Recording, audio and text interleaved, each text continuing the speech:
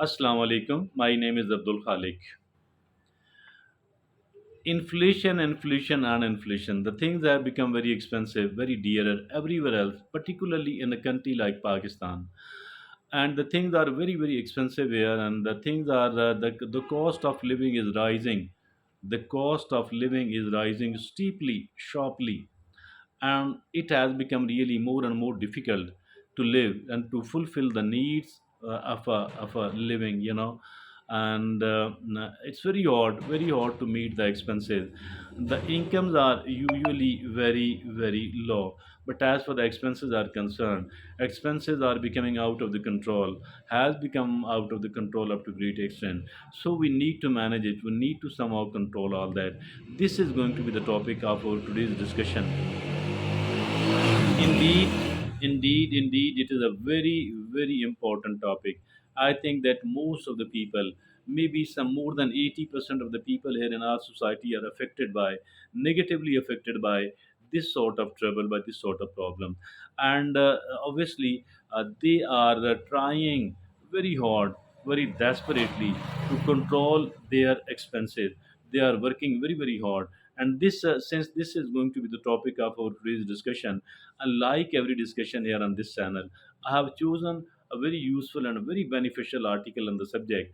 This very useful article is the opinion of an expert. So I think whatever we people are going to do, we need to learn, we need to know the opinion of the expert, and we need to rely upon that for the purpose, why we do that, why I do that, because I want to make my talk, my opinion on the subject, whatever I talk and discuss here, more authentic and more reliable. So that is the purpose, that the article will validate whatever we people have been talking, whatever we people have been discussing. Now let's go to the article, and the caption of this very beautiful article is 11 poverty finance tips. 11 poverty finance tips to help you live beneath your means. To help you live beneath your means. 11 poverty finance tips. Very useful article, has been written by Laura Beck. Laura Beck is a well-known researcher and author there in the Western world, and she has contributed lots of very useful article. As far as today's article is concerned, that's also very, very good indeed. Let's go toward it. First of all, it is the budgeting, the foundation of financial control. Budgeting. Once we talk about the budgeting, the people think that making a budget, it's not an easy task at all. Okay, it might be complicated, but as for the family, one family budget is concerned, as for a very limited income of one family, and then budgeting it is concerned, it's not very complicated at all. And I've seen the people who go to the superstore and buy the ration of 1 month, all the important items at first. So I think they do the right thing. Still, there is another thing, and that another thing is that keep writing whatever wherever you are spending, and whatever you have bought, wherever you have spent. Keep writing, writing, and writing, and occasionally look upon that list. Look upon this, the pages of this, and you will come to know that this spending was a necessary one, and this was an unnecessary one. And whatever is unnecessary, I shall try my level best. I shall try my level best to avoid and not to do that again. So somehow the budgeting of one way or the other, whatever suits you, and I think it is really important. And that is the first thing. And now the next thing is cut back wisely by prioritizing your needs versus wants. Yes, we need to understand that this is my need and this is my want. We need to differentiate between the needs and the wants, and not to take all of these things along. Wants must be dropped and needs must be kept. Now, as for the needs are concerned, everything else is not equally important. What we can do is we can prioritize. We need to prioritize our needs, so that the most important thing should get the first attention, and the second category of the needed item should be getting the second attention, and so on. And this is, I think, really, really important, my dear friends and fellows. Now the third is Identify spending triggers. Identify spending trigger. That is about the impulsive buying. That is about the impulsive buying. That is very important, my dear friend. And it is like we people are going somewhere else, and there we see a burger shop. We slip in automatically in that, buy something which was not needed.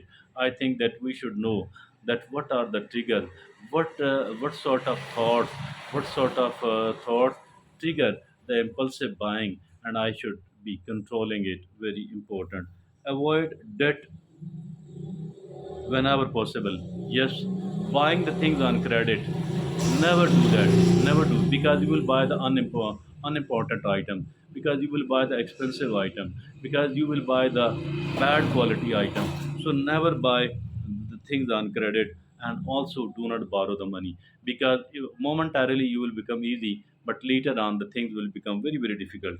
Now the fifth is join your local buy nothing group. This type of groups are there in the Western world, but not here in our country like Pakistan. What we can do is that we can associate ourselves with the people who are, spending very wisely, very frugally. And now the sixth is explore community sport option. Certain things are available free of cost, because some of the people, some government program, some philanthropic organization, they are distributing certain items free of cost, and they are also providing certain services free of cost. I don't need to go into the detail, and that should be we need to get the information, and we need to avail that. Now the sixth is explore community sport options. Community, yes, that is what we have discussed. The seventh is bake your own bread. That is what happened in the Western world, because everybody buys from outside. Those who want to save the money, they make the bread at home. Here I shall take it in a different manner. Whatever we can do ourselves. I know a couple, both of these are the government servants. Now the husband has taken the earlier pension. They have done some work of the some masonry work at their home. Amazing, amazing. And believe me or not, it is very hard to differentiate the little repair, and they didn't hire the laborer, the mason. Rather they did it with themselves on their self-help basis. And whatever we can do on our own, I think we should be doing that. It is learn to say no, and suggest alternatives.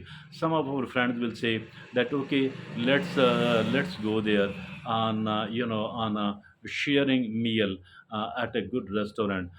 You can refuse, and if at all some of the people say let's go on outing for 2 days, for 3 days, and everybody will bear their expenses. I think that we can say no to that, and we can suggest alternative program which are free of cost, alternative things which are free of cost, alternative activities which are free of cost. Now the number nine is switch to a low cost cell provider. I mean, that is something in the Western world. Here too, I think that whenever we have to save the money, whenever we have to live below our need, we have to save in every sense. Now the tenth is seek free entertainment, and seek free entertainment. Okay, and some of the entertainments are free of cost, like going to the park, sitting there in the park. Certain other amusements as well, we can avail that for ourselves, for our children. And the 11th and the last is treat yourself occasionally.